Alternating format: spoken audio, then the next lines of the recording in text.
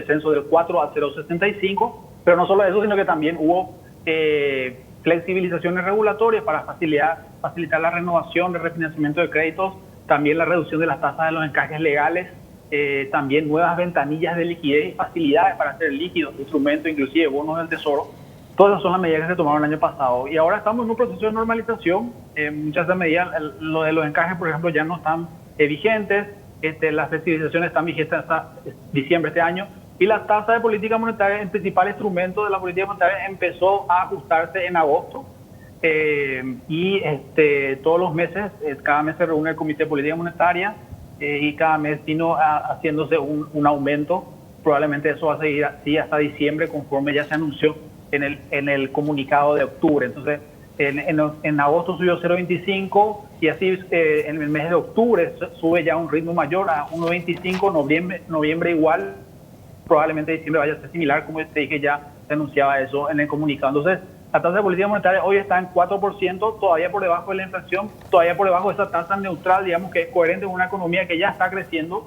Aquí vale la pena decir, la economía ya está mostrando señales mucho más fuertes de recuperación. El indicador mensual de actividad económica tiene un acumulado superior al 5% de crecimiento. Probablemente el crecimiento vaya a ser algo superior al 4,5%, que es la proyección oficial actual que tiene el Banco Central, pero mi percepción es que quizás pueda ser un poco mayor del 4,5%, ¿verdad?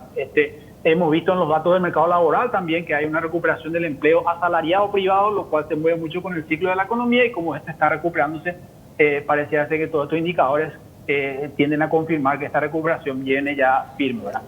Entonces, dicho todo eso, esta normalización de la política monetaria es muy importante para devolver la política, digamos, a un nivel neutral, ¿verdad?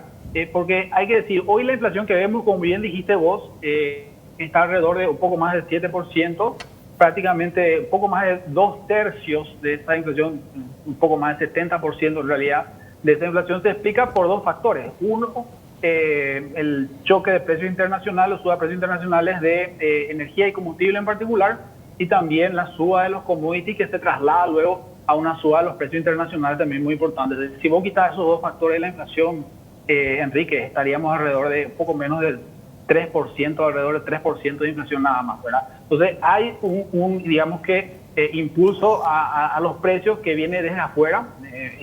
Claramente uno diría, bueno, ¿de qué puede ayudar la tasa de política monetaria? La cuestión es que para la política monetaria es muy importante también las expectativas. Las expectativas se van formando de acuerdo a lo que la gente espera que vaya a ocurrir, y en función a eso toma ya decisiones hoy, ¿verdad? Entonces estamos viendo que esta inflación es un poco más alta, que podría afectar las expectativas. La política monetaria actúa a través de su tasa de política sobre el canal del crédito, sobre el gasto de la economía, el consumo, pero también actúa a través de sus intervenciones cambiarias y también actúa sobre las expectativas con las medidas que toma. Entonces, cuando el Banco Central toma las medidas que debe tomar, creo que las expectativas, el Banco Central va ganando credibilidad y las expectativas se van posicionándose hacia la meta del Banco Central. Entonces, dicho todo eso, perdóname por la introducción quizás muy larga, nosotros creemos que estamos en un ritmo correcto para el mes de diciembre. Este mes, cuando se reúna vuelta el Comité de Política Monetaria, como ya se había anunciado, probablemente va a haber otra suba de un tenor similar al mes anterior, con lo cual estaremos con una tasa de política ya de 5,25. Y probablemente es una decisión, por supuesto, del directorio del Banco Central, basado en el trabajo técnico del staff del Banco Central, staff técnico del Banco Central. Probablemente esas subas vayan a seguir en los siguientes meses, de manera tal a posicionarnos en ese nivel neutral que te decía Enrique, quizás un poco más, ¿verdad? De manera tal a mantener las expectativas. El Banco Central también hace un sondeo de expectativas de lo que esperan los agentes económicos sobre diversas variables, también sobre la inflación, y en ese horizonte de política que decía de hacia adelante, 18, 24 meses, se espera que para el año que viene la inflación vuelva a estar en torno a la meta del Banco Central. Así que eso es, todas estas medidas de normalización que creemos están en un buen ritmo, son muy pertinentes para mantener esas expectativas en torno a nuestra meta. Claro, Humberto, yo coincido coincido en todo lo que dijiste en términos conceptuales, ¿verdad? No tengo nada que objetar. Creo que estamos todos de acuerdo, o sea, por lo menos.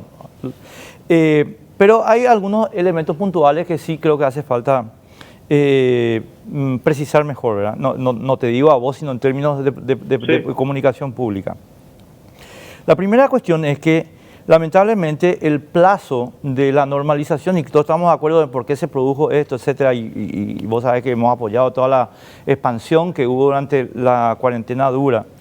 El plazo de normalización nomás tiene un componente político, Humberto, que es peligroso, creo yo, incluso para el Banco Central, porque hay que plantear una cosa con mucha claridad para toda la gente que nos está viendo. La inflación, amigas, amigos, es un financiamiento de los requerimientos de gasto público con tu poder adquisitivo. O sea, tu poder adquisitivo es el que se disminuye para hacer este financiamiento. Y es razonable en tanto sea, uno, consentido y dos, informado. Consentido de consentimiento, digo bien, y lo segundo, bien informado. Ahora, vuelvo a la cuestión del plazo. Todo esto se puede aceptar si el plazo es razonablemente corto, porque nosotros tenemos acá, Humberto, y ahí voy al punto central, y disculpame el volterío, pero que quiero que sepas la perspectiva. Nosotros tenemos acá un grupo de políticos y un grupo de, yo te diría, sindicatos y sobre todo funcionarios públicos que está trabajando sobre recurrir a la tentación argentina, si me permitís llamarle así, al disparate de la devaluación y de la inflación como remedio económico, porque tienen presiones, o ejercen presiones, digamos, para mantener o aumentar el déficit fiscal. En consecuencia, a medida que se tarde en la normalización, esta presión negativa, nefasta, y yo creo que realmente perversa de estos sectores, va a ir aumentando sobre ustedes, sobre el gobierno y sobre ustedes, generando la posibilidad de que las cosas se empantanen. Por eso me parece, nomás, Humberto, que cuando vos decís nuestra tasa monetaria sigue estando en el campo de la expansión, a lo mejor hay que acelerar un poquito, ¿verdad? Este 5.25, a lo mejor tiene que ser un poco más, pero te estoy preguntando desde esa perspectiva que te acabo de señalar. No, muy interesante todo lo que planteas, Enrique. Si me permitís ahí quizás aportar más elementos de financiamiento monetario del déficit. No es algo que ocurre en nuestro país, a diferencia de otros países vecinos, o un país vecino en particular. En el marco de las medidas de la ley de emergencia el año pasado, el Banco Central hizo un préstamo puente al Tesoro, hasta tanto podía, por supuesto, conseguir los recursos mediante la colocación de bonos en el mercado internacional. El Tesoro hizo eso, todo este préstamo puente fue devuelto al Banco Central. Entonces no hay un financiamiento monetario en nuestro caso, pero coincido contigo en el sentido de que el plan de ajuste fiscal es también otro elemento muy importante para la estabilidad macroeconómica y también diría de los precios. Porque fíjate vos que cuando el Estado gasta más de lo que recauda, más allá de lo que es normal, digamos que teníamos ya un déficit fiscal desde antes del 2019 que estaba alrededor del 1.1, 1.3% del PIB. Eso era algo, digamos, que es normal dentro de los límites de la ley de responsabilidad fiscal. Luego con las medidas anticíclicas del 2019 y las medidas de la ley de emergencia en el marco de la pandemia en el 2020, ese déficit aumentó, ¿verdad? Hay medidas importantes de apoyo del sistema de salud, lo cual justifica este ritmo de convergencia que muy bien presentó por el Poder Ejecutivo, el Ministerio de Hacienda, como esta ley de modificación de la ley de responsabilidad fiscal, que en el fondo es el plan de convergencia fiscal que establece una reducción de vuelta a ese déficit. Entonces, para mí el elemento central acá es la reducción del déficit de la perspectiva económica, que puede ser un factor que también explique la inflación, porque el Estado gasta más de lo que recauda, más allá de lo normal.